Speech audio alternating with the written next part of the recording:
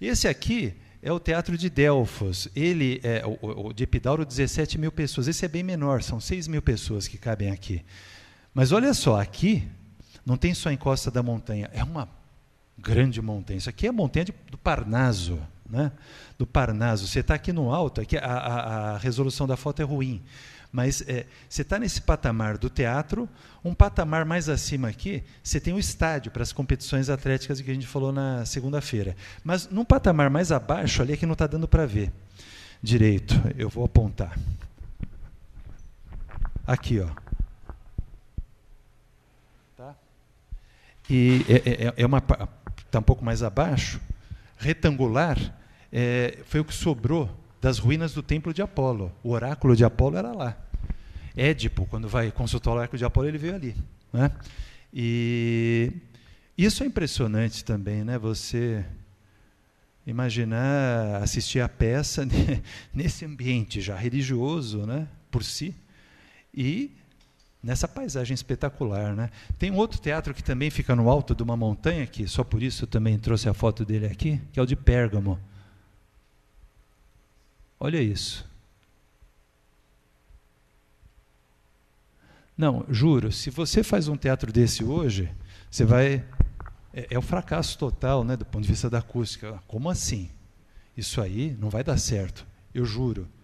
Vai ali, o outro aqui no alto, é a acústica perfeita. Tá? Esse aí, ó. Mas veja a altura, aqui não está dando para ver, essa montanha vai longe, lá embaixo tem o rio, né? Essa é a parte alta da cidade alta de Pérgamo. Na parte baixa tem uma outra parte da cidade, parte baixa da cidade. Oi? Deixa eu aproveitar e falar, já que eu falei da parte baixa da cidade de Pérgamo, Epidauro, e Pérgamo e Delfos, né? Delfos, o deus local, na verdade, é Apolo. Tá? Apolo é um deus oracular, ele é mântico. Ele é um Deus que conhece o futuro, porque os deuses não conhecem o futuro, mas ele conhece. Cada Deus tem a sua virtude, a dele é essa, ele é mântico, né? Mas ele também é o quê? Ele é músico, é verdade, está lá no canto 1, fim do canto 1 da Ilíada. Ele é o que conduz as musas, ele é o Musagetes. Tá bom, ele também é músico, mas o que mais que ele é? Ele é arqueiro, é verdade. Por isso que na guerra de Troia, né, os gregos, você sabe, eles não manuseiam bem o arco e flecha, o instrumento, a arma deles à distância não é a flecha, é a lança. Agora, os troianos são arqueiros. Por isso que Apolo está do lado dos troianos, contra os gregos. Quer dizer, não por isso só, tem umas razões que são discutidas lá em 2 ou 3 passos da Ilíada, né? Mas ele é um deus arqueiro. Então ele é um deus arqueiro, ele é um deus músico, ele é um deus mântico, mas que mais que ele é também? Oi? Poeta, músico, poeta, né? Vamos usar a palavra músico, poeta para designar a mesma coisa, né? E o que mais que ele é? Ele é catársios, purificador. Ele é um deus médico. Purificador. Pensem, o Édipo Rei começa assim, a cidade tem uma linguagem médica.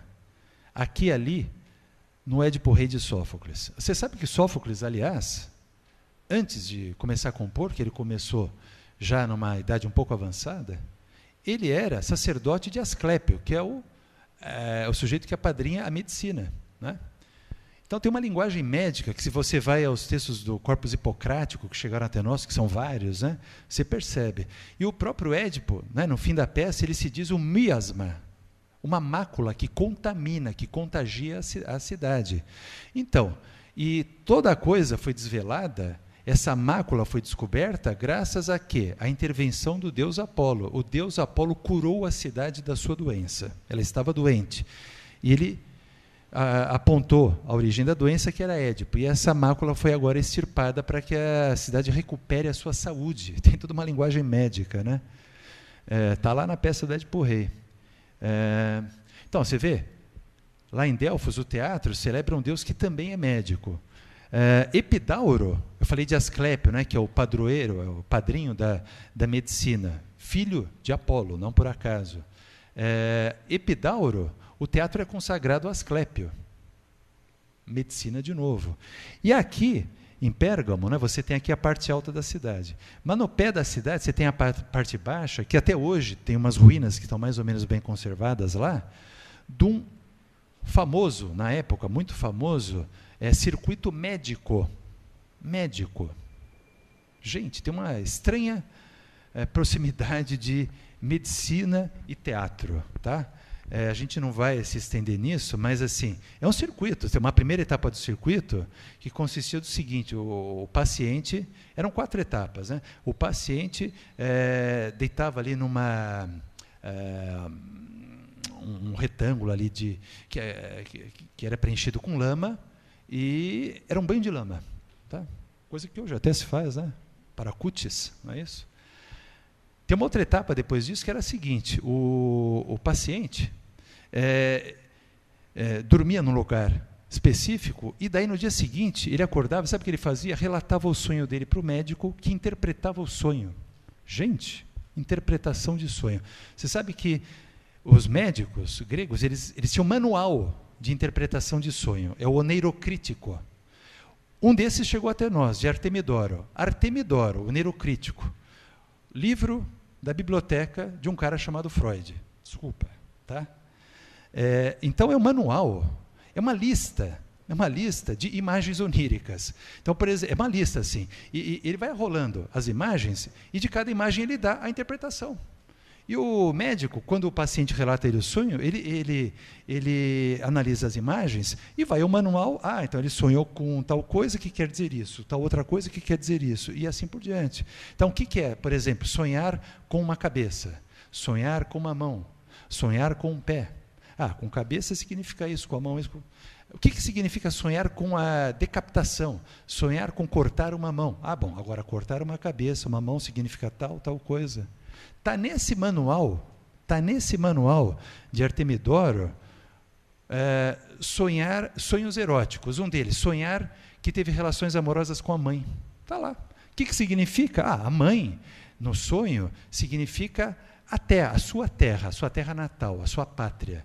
Sonhar que você dormiu com ela significa que você estava afastado da sua pátria e que você vai retornar a ela.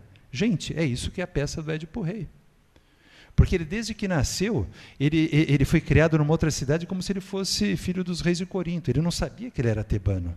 Ele torna ali pelas circunstâncias, mas Édipo em Tebas é Édipo tornado a Tebas. Mas ele ainda em Tebas foi aclamado como um rei, mas um rei forasteiro. A peça vai revelar a ele que não só ele tornou a cidade dele, mas que ele ocupa o lugar que, em princípio, era de direito dele.